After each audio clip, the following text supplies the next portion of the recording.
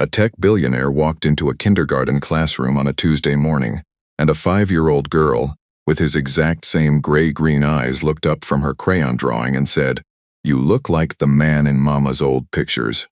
Before we begin, drop a comment telling us which city you're watching from, and once the story ends, don't forget to rate it from 0 to 10. Make sure to follow our channel for more stories like this. Now sit back and enjoy every detail. Elliot Voss hadn't set foot in Cedar Falls, Oregon in 6 years. 6 years since he'd packed a single suitcase, kissed Maren Lindquist on the forehead while she slept, and driven to the airport with a resignation letter he never delivered, and a plane ticket to Singapore he never explained. He'd left behind a 3-bedroom cottage with a leaking roof, a struggling software startup running on credit cards and prayers, and the only woman who ever made him feel like building something mattered more than winning.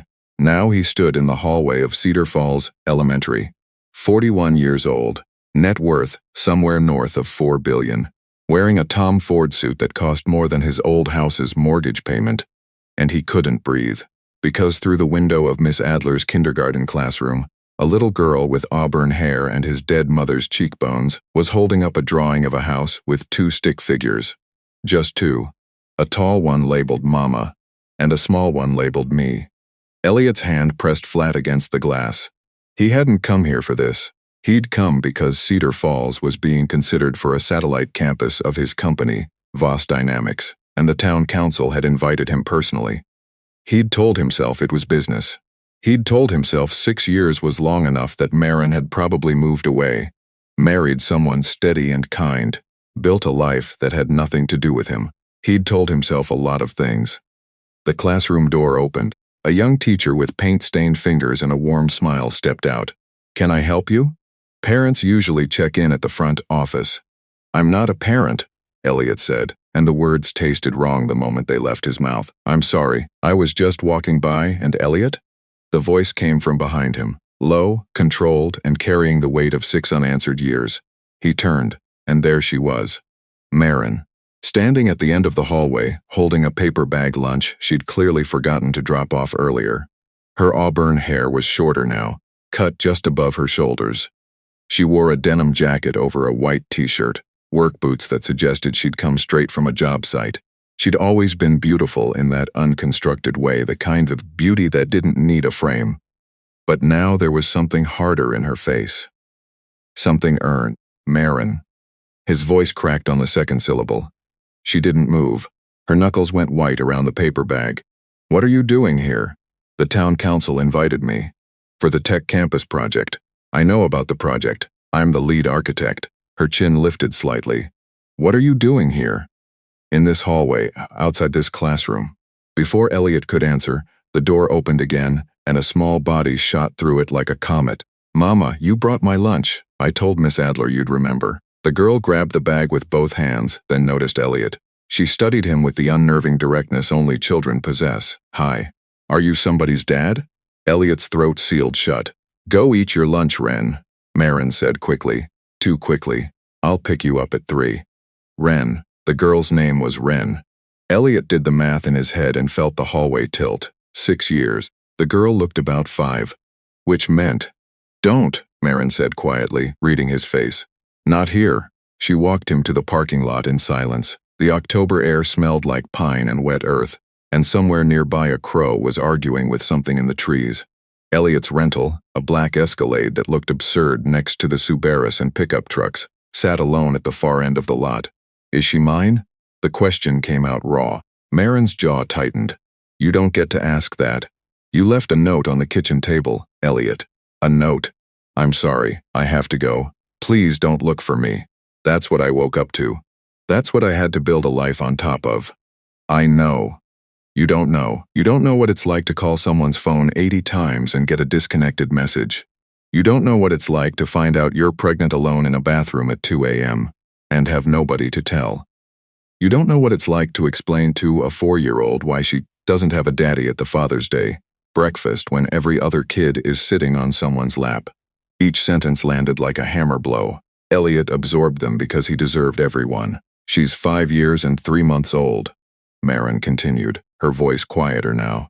"She likes birds. which is why I named her Wren. She's scared of thunder but pretends she isn't. She builds things out of everything. Blocks, sticks, cereal boxes. Miss Adler says she has the spatial reasoning of a second grader. Marin paused.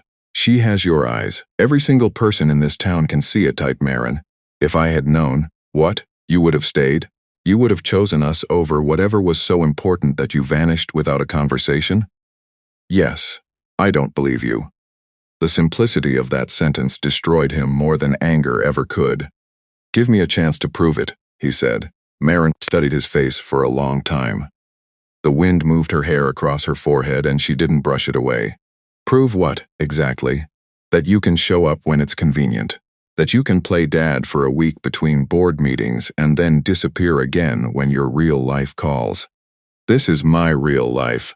I just didn't know it existed. That's the problem, Elliot. You didn't know because you didn't stay long enough to find out. She turned toward her truck, an old blue Ford with mud on the wheel wells and a car seat visible through the back window. The town council meeting is Thursday. I'll see you there, professionally. Marin, please. She stopped but didn't turn around. I spent 3 years hoping you'd come back. Then I spent 2 years learning how to stop hoping. I'm not going backwards. Then let me go forward with you, with her. You don't even know her. Then let me. The silence stretched between them like a bridge with missing planks. Finally, Marin spoke without turning. Saturday. The farmer's market on Birch Street. Wren and I go every week. If you happen to be there, and if she wants to talk to you, I won't stop her. But you're a stranger to her, Elliot. Act like one. She got in her truck and drove away. And Elliot stood in the elementary school parking lot watching until the blue Ford disappeared around the corner. His phone had 17 missed calls. He turned it off. Saturday morning came wrapped in fog.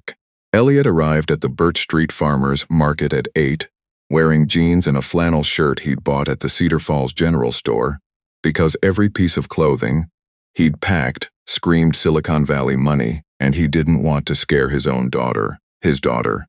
The word kept detonating quietly inside his chest. He found them at the honey stand. Wren was interrogating the beekeeper with the intensity of a congressional hearing. But how do the bees know which flowers are the best? Do they have meetings about it? Like, do they vote? The beekeeper, a weathered man named Dutch, who'd been selling honey at this market since before Elliot was born, laughed. Something like that, little bird. Marin spotted Elliot across the aisle. Her expression went carefully neutral. She didn't wave him over, but she didn't leave either. Permission granted. Barely. Elliot walked over. Morning. Marin nodded. Wren looked up at him with those devastating gray-green eyes. Hey, I know you. You're the man from school. The one who was looking through the window. She said it matter-of-factly without judgment. Mama said you're an old friend. That's right, Elliot managed. Do you like honey? Dutch's honey is the best because the bees eat flowers from the mountain, and that makes it taste like outside. Taste like outside, Elliot repeated. I like that. Want to try the lavender one? It tastes purple. Elliot crouched down to her level. It tastes purple? Colors have tastes. Everybody knows that. Wren handed him a sample cup with the authority of a sommelier. Try it. He tasted it. It was extraordinary. You're right. Definitely purple.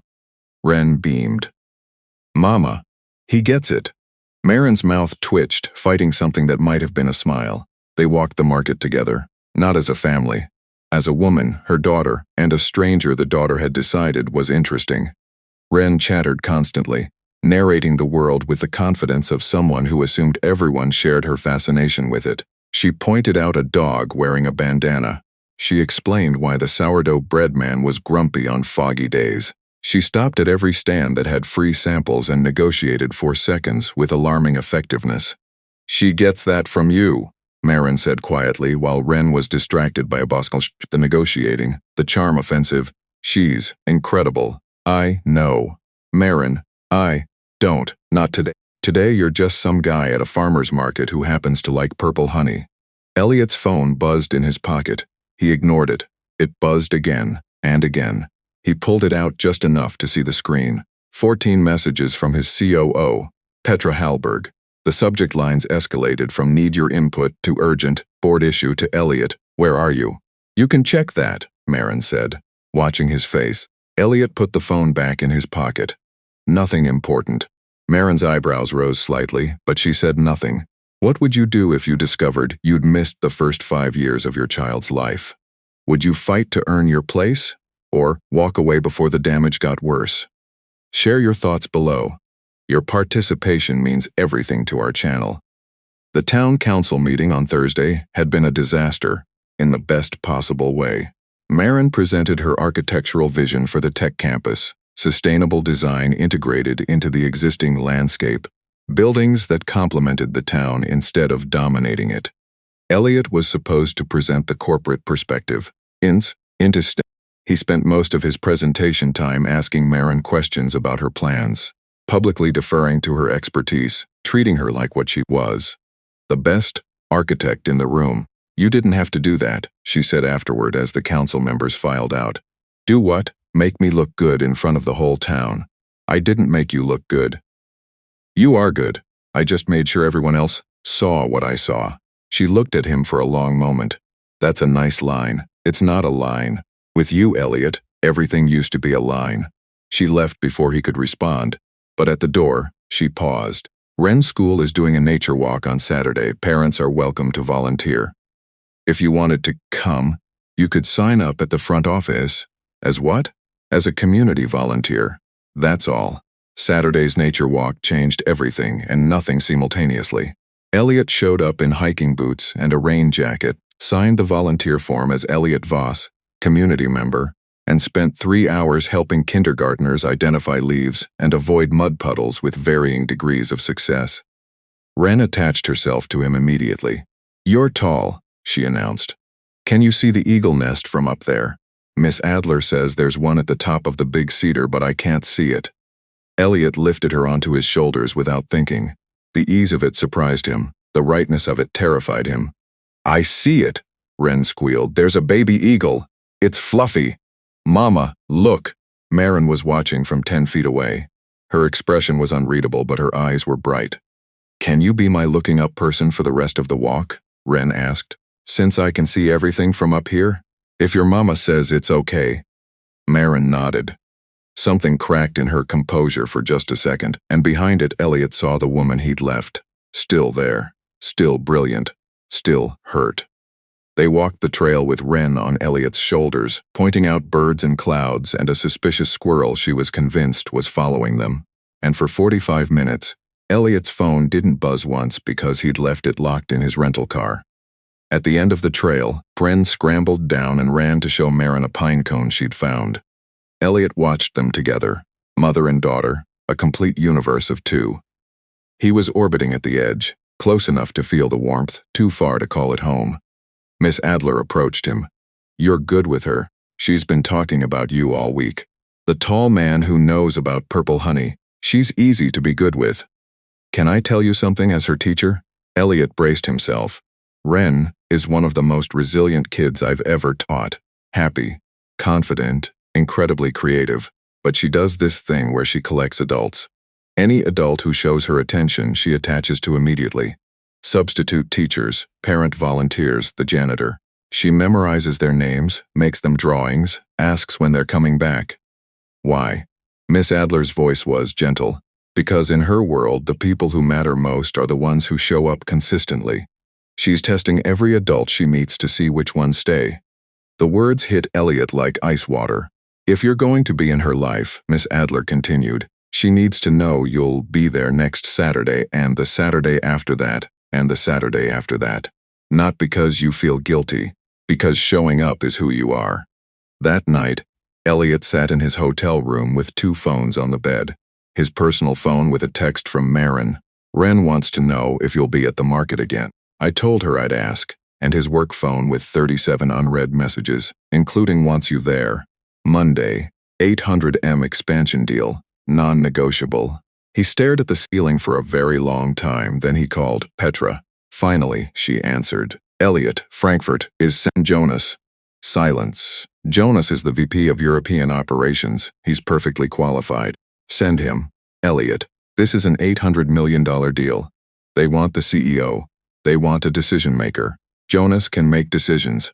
That's why I hired him. What is going on with you? Elliot looked at the other phone. At Marin's message. I'm learning how to delegate. You're learning how to… Elliot, are you having some kind of… I'm not having a breakdown, Petra. I'm having a correction. Frankfurt, Tokyo, London. I built a company with 3,000 employees specifically so I wouldn't have to be in every room. It's time I let them prove that's true. And if the deal falls through, then we find another deal. But there are some things you only get one chance at, and they don't send a VP. He hung up and texted Marin back, "Tell her I'll be there," with extra samples of the purple honey. The weeks that followed were the most terrifying of Elliot's life. Not because his company was in danger. It wasn't.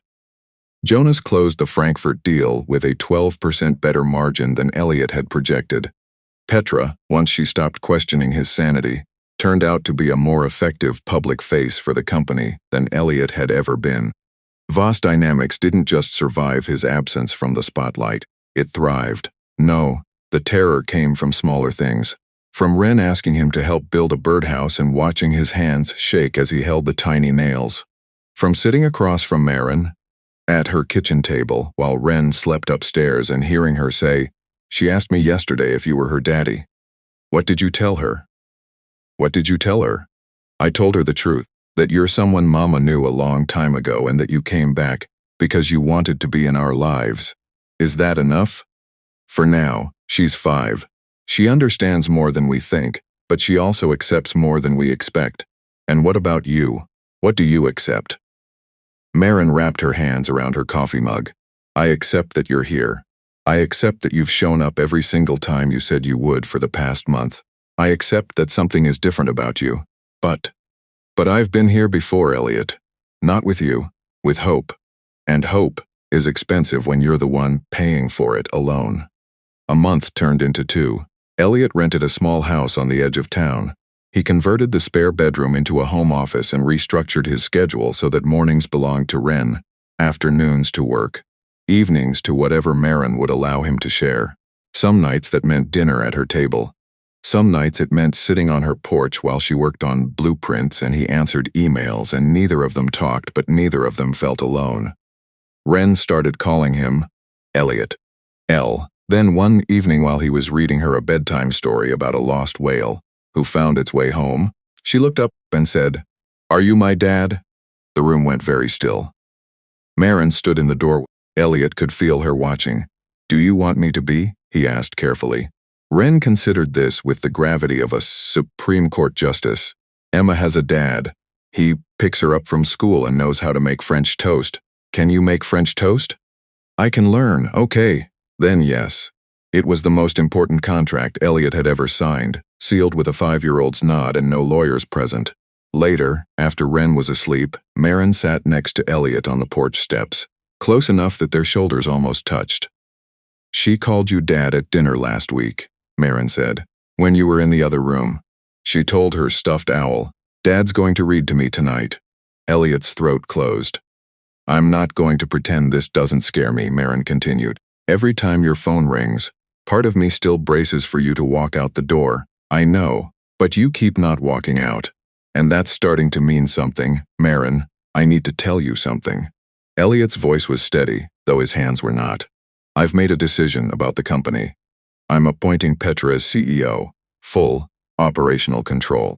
I'll remain as chairman of the board, which means quarterly meetings and strategic oversight. But the day-to-day, the travel, the 60-hour weeks, that part of my life is over." Marin stared at him. "Elliot, your company is worth billions, and my daughter is worth more. You are worth more. I'm not burning anything down. I'm not going bankrupt to prove a point. I'm just finally building a leadership team that doesn't require me to be everywhere at once. That's what good CEOs do. They make themselves replaceable. Most billionaires don't voluntarily step back. Most billionaires don't find out they have a 5-year-old daughter who thinks honey tastes purple." Marin was quiet for a long time. A dog barked somewhere down the street. The porch light attracted moths that cast tiny dancing shadows. "You're really doing this," she said. "Not a question. I already did it. Petra starts Monday. Jonas has Europe. Kenji has Asia Pacific. I built this company to run without me. It's time I let it. And what will you do?" Elliot looked out at the small yard where he'd helped Wren hang a birdhouse last weekend. A real bird had already moved in. Wren checked on it every morning, reporting its activities with the seriousness of a wildlife correspondent. I want to help with the tech campus. Your design is brilliant, but you need someone who understands the infrastructure side. I want to work with you, not over you. Partners, partners, Marin repeated, and I want to be here every morning and every evening and every Saturday at the farmer's market and every school event and every thunderstorm when she pretends she's not scared. Marin's eyes filled with tears she didn't try to hide. You left once. I did. How do I know you won't leave again? You don't. Not yet, but I'm going to show up tomorrow, and the day after that, and the day after that, until not yet becomes I know. She leaned her head against his shoulder, the first voluntary contact since his return. Elliot felt the warmth of it radiate through his entire body. Wren made you something, Marin said. She told me not to show you until you proved you were staying, and it's been 2 months. I think that counts for something. She pulled a folded piece of paper from her jacket pocket, a drawing, 3 stick figures under a tree. The tall one was labeled Dad. The medium one was Mama. The small one, holding both their hands, was me. And in the sky above the tree, Wren had drawn a bird with oversized wings and written underneath it, My family flies together. Elliot held the drawing and let the tears come. No empire, no acquisition, no standing ovation at a shareholders' meeting had ever made him feel what this piece of construction paper made him feel. Complete. I have one condition, Marin said. Anything. When things get hard, and they will, you don't make decisions for us. You talk to me. You tell me what's happening. You let me help. Because I can handle hard, Elliot. What I can't handle is silence. No more silence, he said. I promise. Then we go forward. Together, 3 months later, Elliot Voss stood in the Cedar Falls Community Center, wearing jeans and a tool belt, helping install windows in the first building of the Cedar Falls Innovation Campus. Beside him, Marin directed a crew of local contractors, her architectural plans pinned to a board behind her, her vision becoming real one beam at a time. Wren sat on an overturned bucket nearby, drawing blueprints of her own. She'd designed a building shaped like a bird, with wings that were solar panels and a beak that was a rainwater collection system. Miss Adler had sent it to an architecture magazine, which published it in their Young Visionaries column. Dad, I changed the design, Wren announced, holding up her latest version. Now the bird building has a nest on top for real birds to live in. Because if people get to live in the building, birds should too.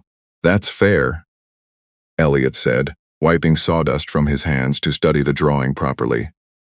Equal housing opportunity, exactly. Marin caught his eye from across the construction site and smiled. The real smile, the one he remembered from 6 years ago, the one that had made him fall in love with her in the first place.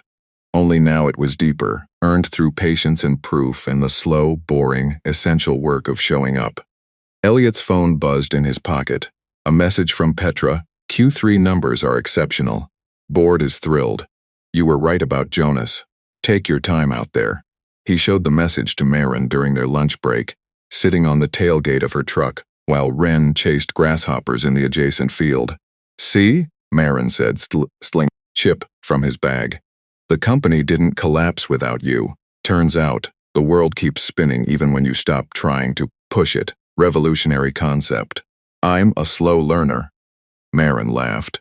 A real laugh, unreserved, the kind that made Wren look over from the field and shout, What's funny?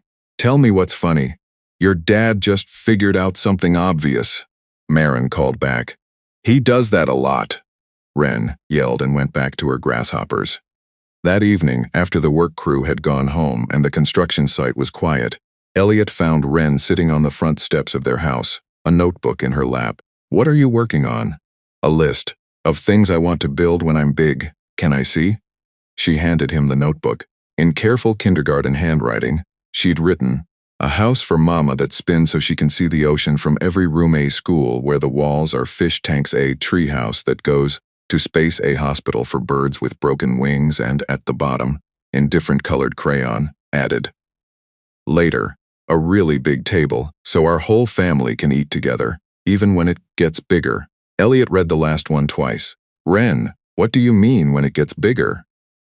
She looked up at him with those gray-green eyes that were his eyes, his mother's eyes, and now belonged entirely to this fierce, brilliant, impossibly generous child.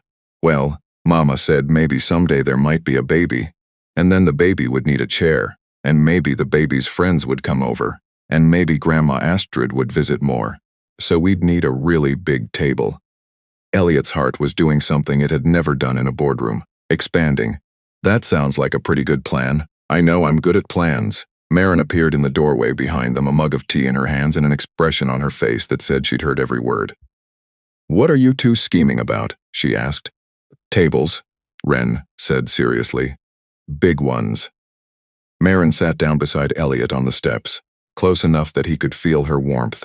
Close enough that when Ren climbed into his lap, the three of them fit together like something designed by an architect, who understood that the strongest structures weren't the tallest ones but the ones that sheltered people from the storm. "Elliot?" Marin said quietly, after Ren had fallen asleep against his chest, her notebook still clutched in one hand. "Yeah? I forgive you." 2 words, 6 years in the making, worth more than $4 billion or a company on 3 continents or any building he'd ever put his name on. "Thank you," he whispered. "Don't thank me. Earn it. Every day. Every day." Above them, the Oregon sky was thick with stars, and somewhere in the cedar tree by the fence, a small bird was settling into the house they'd built together, singing the kind of song that doesn't need an audience to matter, the kind that simply says, "I'm here. I'm home. I'm staying." Looking back on Elliot's journey from the man who left a note on a kitchen table to the father, reading bedtime stories in a small town he once ran away from, one question remains. If you had the chance to trade everything the world told you to want for everything you actually needed, would you be brave enough to make that trade? Share your thoughts below. Your participation means everything to our channel. Thank you for watching. If you enjoyed the story, please subscribe to our channel and leave a comment below letting us know what you thought. Your feedback and support mean a lot to us. Stay tuned for more exciting stories.